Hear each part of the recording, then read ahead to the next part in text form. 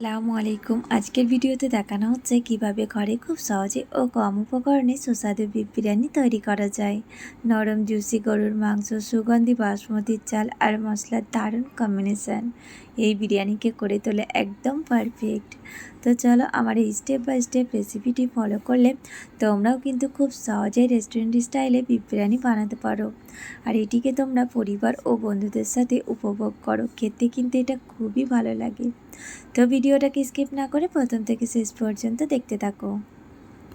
তো প্রথমে আমি এখানে নিয়েছি গরুর মাংস। তো এখানে আমি 1 কিলো গরুর মাংস নিয়েছি। মাংসটাকে খুব ভালো করে ওয়াশ করে নিয়েছি আর একটুখানি কিন্তু ঝুড়ির মধ্যেও রেখে দিয়েছিলাম, যে মাংস থেকে যত এক্সট্রা জল ছিল সেটাও কিন্তু বেরিয়ে গেছে। এখন মাংসটাকে ম্যারিনেট করে নেব। তো প্রথমত দিয়ে দিলাম আদা রসুন বাটা, প্রায় 4 থেকে 6 চামচ মতো আদা রসুন বাটা দিয়েছিলাম। আর দিয়েছিলাম লবণ 2 থেকে 3 চামচ মতো, লঙ্কার গুঁড়ো দিয়ে দিলাম 2 থেকে 3 চামচ মতো, আর দিয়ে দিচ্ছি এখানে কাঁচা লঙ্কা। তো তোমরা যেমন ঝাল খাবে সেরকম কিন্তু কাঁচা লঙ্কাটা অ্যাড করে দেবে। আর দিয়ে দিচ্ছি এখানে টক দই। তো প্রায় আমি এখানে হাফ কাপ মতো টক দই দিয়েছিলাম। এবার এটাকে খুব ভালো করে মেখে নেব আর এইটাকে রেখে দেবো প্রায় 1 ঘন্টা মতো। তো মাংসটাকে অবশ্যই তোমরা কিন্তু ম্যারিনেটে 1 ঘন্টা না হলেও আধা ঘন্টা অবশ্যই রেখে দেবে। আর এই সাইডে মাংসের জন্য পেঁয়াজটাকে ফ্রাই করে নেব। তো এখানে আমি 6 থেকে 7টা পেঁয়াজ ছোট ছোট টুকরো করে কেটে নিয়েছি। তো তোমরা চাইলে এটাকে একটু বড় করেও কাটতে পারো। তো যেহেতু আমি এটা মেশিনে করেছি তার জন্য এটা এতটাই পাতলা হয়েছে, তো এটা হতে অনেকটাই সময় লাগবে। এক সাইডে পেঁয়াজটাকে ফ্রাই হতে দিয়েছি আর এই সাইডে আলুটাকেও সেদ্ধ করে নেব। তো এখানে আমি প্রেসারে দিয়েই কিন্তু একটা সিটি তুলে নেব যাতে তাড়াতাড়ি হয়ে যায় আর সেদ্ধটাও কিন্তু খুব ভালো হয়। তো প্রেসারে আমি দিয়ে দিলাম 6 থেকে 7টা মতো আলু 4 ডিভাইড করে নিয়েছিলাম। এতে দিয়ে দিলাম 2 টেবিল স্পুন লবণ আর দিয়ে দিলাম হাফ টিস্পুন জাফরান। তোমরা কিন্তু ফুডস কালারও দিতে পারো। তো এখানে আমি সিটি হতে দেবো কিন্তু একটার বেশি কিন্তু তোমরা আলুটাকে সেদ্ধ করে নেবে না, আর কিন্তু এটা খুব জলদির মধ্যে খুলে নিতে হবে, নয়তো আলুগুলো কিন্তু গলে যাবে। তো এখানে আমার আলুগুলো সেদ্ধ হয়ে গেছে আর যত জল ছিল সেটাকেও কিন্তু আমি ঝরিয়ে নিয়েছি। এবার আলুগুলোকে আমি ব্রাউন করে ভেজে নেব। তো একটু সময় ধরে কিন্তু আলুটাকে ভেজে নিতে হবে। এখানে আমার আলু প্লাস পেঁয়াজ দুটোই কিন্তু হয়ে গেছে আর পেঁয়াজের কালারটা দেখতে পাচ্ছ কতটা সুন্দর গোল্ডেন এসছে। তো এমনইভাবেই কিন্তু পেঁয়াজটা ভেজে নিতে হবে, তবেই কিন্তু মাংসের কালার সুন্দর আসবে। তো এখানে যে মাংসটা আমি ম্যারিনেটে রেখেছিলাম তার মধ্যে দিয়ে দিলাম আর কিছুটা পেঁয়াজ উঠিয়ে নিলাম বিরিয়ানির উপরে দেওয়ার জন্য। আর যে তেলে পেঁয়াজটা ভেজেছিলাম সে তেলটাও কিন্তু আমি মাংসের মধ্যে দিয়ে দিলাম, প্রায় 6 চা চামচ মতো তেল দিয়ে দিলাম। এবার সবগুলোকে খুব ভালো করে মেখে নেব।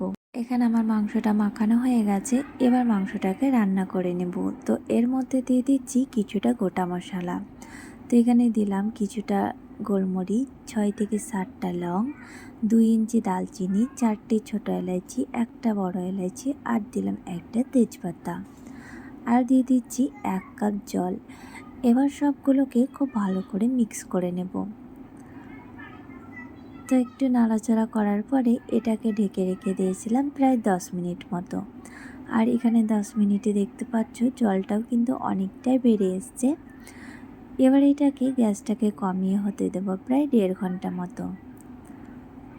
তো মাংসটা হতে কিন্তু অনেকটা সময় লেগেছিল, প্রায় এখানে আমার 1 ঘন্টা হয়ে গেছে। আরও কিন্তু এটাকে আমি আধা ঘন্টা করে নেব।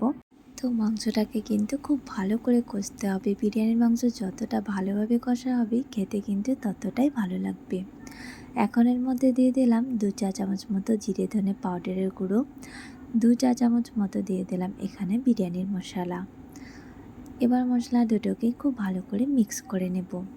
আর এখানে মাংসের কালারটা দেখতে পাচ্ছ কতটা সুন্দর হয়েছে। মাংসের মধ্যে দিয়ে দিলাম যে আলুটা ফ্রাই করে রেখেছিলাম সেটা খুব ভালো করে মিক্স করে নেওয়ার পরে এতে দিয়ে দিলাম কিছুটা ধনে কুচি, 10 থেকে 12টা মতো পুদিনা পাতা। তোমরা কিন্তু বিরিয়ানি বানানোর সময় আলুটা উপর দিয়ে দাও, বাট এই মাংসের সঙ্গে আলুটাকে খুব ভালো করে মিক্স করে নেওয়ার পরে একবার বিরিয়ানি বানিয়ে দেখো কতটা সুন্দর হয় খেতে। প্রত্যেকটা আলুর মধ্যে মশলা ঢুকে থাকে আর বিরিয়ানিটা ততটাই ভালো লাগে। তো তোমরা কিন্তু আমার এই বিরিয়ানিটা একবার হলেও ফলো করো, যে মাংসের সঙ্গে আলুটাকে খুব ভালো করে কষে নাও, তারপরে বিরিয়ানিটা বানাও, দেখবে কতটা সুন্দর বিরিয়ানি তৈরি হয়। তো দেখতে পাচ্ছ আলুর সঙ্গে কিন্তু মশলাটা খুব ভালোভাবে ঢুকে গেছে। এখানে আমার মাংস প্লাস আলু দুটোই হয়ে গেছে। এখন এই সাইডে বিরিয়ানি রাইসের জন্য জলটাকেও ফুটিয়ে নেব। তো এখানে জলের মধ্যে কিছুটা দিয়েছিলাম গোটা মশলা। তো দিয়েছিলাম একটা জয়িত্রী, একটা স্টার, বড় এলাইচি একটা, ছোটো এলাইচি দুটো, 2 ইঞ্চের দিয়েছিলাম এখানে দালচিনি, কিছুটা দিয়েছিলাম মৌরি, জিরে, আর দিয়েছিলাম এখানে ছোটো এলাইচি। খুব ভালো করে জলটাকে ফুটিয়ে নিয়ে যে আমি মশলাটা দিয়েছিলাম সেটা কিন্তু ছেঁকে নিয়েছি। বিরিয়ানি রাইসটাকে জলের মধ্যে দিয়ে দেব। তো এই রাইসটাকে কিন্তু আমি 1 ঘন্টা আগে ভিজিয়ে রেখেছিলাম। আর দেখো আমার রাইসটাও কিন্তু খুব সুন্দরভাবে ফুলে গেছে। তো এখানে আমি এবার হতে দেব যতক্ষণ না আমার রাইসটা সেদ্ধ হচ্ছে। তো একবার নাড়াচাড়া করে নিলাম। আর এখানে আমার কিন্তু জলটাও ফুটে গেছে। এর পর্যায়ে দিয়ে দিচ্ছি 2 টেবিল স্পুন মতো লবণ। একটু চেক করে দেখব রাইসটা হয়েছে কিনা। প্রায় 10 থেকে 15 মিনিটে কিন্তু আমার রাইসটা হয়ে গেছিলো। এখন বিরিয়ানিটাকে সাজিয়ে নেব। তো একটা প্যানের মধ্যে দিয়ে দিলাম 3 টেবিল স্পুন মতো ঘি। ঘিটাকে খুব ভালো করে মিলিয়ে নেওয়ার পরে যে আমি রাইসটা সেদ্ধ করে রেখেছিলাম সেটা দিয়ে দিলাম। আর দিয়ে দিলাম মাংসর সঙ্গে যে আলুটা কষে রেখেছিলাম সেটা।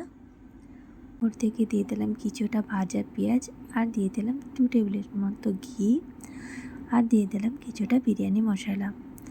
এবার সেকেন্ড লেয়ারটাকেও করে নেব। তো সেম প্রসেসে আমি প্রথমটা যেমন করেছিলাম সেকেন্ডটাও কিন্তু সেম প্রসেসে করে নেব। তো এখানে আমার সেকেন্ড লেয়ারটা হয়ে গেছে। উপর থেকে দিয়ে দিলাম কিছুটা ভাজা পেঁয়াজ, আর দিয়ে দিলাম কিছুটা বিরিয়ানি মশলা আর ঘি। এবার করে নেব থার্ড লেয়ার। তো থার্ড লেয়ার করার পরে কিন্তু আর সাজাবো না, প্লেন রাইসটাই কিন্তু উপর থেকে দিয়ে দেব। তো এখানে দেখো আমার থার্ড লেয়ারটাও কিন্তু হয়ে গেছে। সে উপর থেকে দিয়ে দিয়েছি কিছুটা ভাজা পেঁয়াজ আর কিছুটা মশলা। আর বিরিয়ানিটাকে একটু কালারফুল করার জন্য এখানে আমি 3 রকমের ফুডস কালার দিয়েছিলাম। তো একটা দিয়েছিলাম গ্রিন কালার, একটা দিয়েছিলাম পিঙ্ক কালার, আর একটা দিয়েছিলাম অরেঞ্জ কালার। তো আমাকে একটু বেশি ভালো লাগে কালারফুল বিরিয়ানি। তো এখানে আমার কিন্তু বিরিয়ানিটা সাজানো কমপ্লিট হয়ে গেছে। এবার এটাকে দমে রেখে দেবো প্রায় 15 থেকে 20 মিনিট মতো। তো এখানে আমি গ্যাসে কিন্তু চাপিয়ে দিয়েছিলাম। আর গ্যাস থেকে নামিয়ে একটু তোমাদের খুলে দেখাই বিরিয়ানিটা কতটা সুন্দর ঝরঝরা হয়েছে। তো এখানে দেখতে পাচ্ছ আমার বিরিয়ানির কালার প্লাস বিরিয়ানিটা কতটা সুন্দর ঝরঝরে হয়েছে। আর এটা দেখতে যতটা সুন্দর লাগছে খেতে কিন্তু এটা খুবই ভালো লাগে।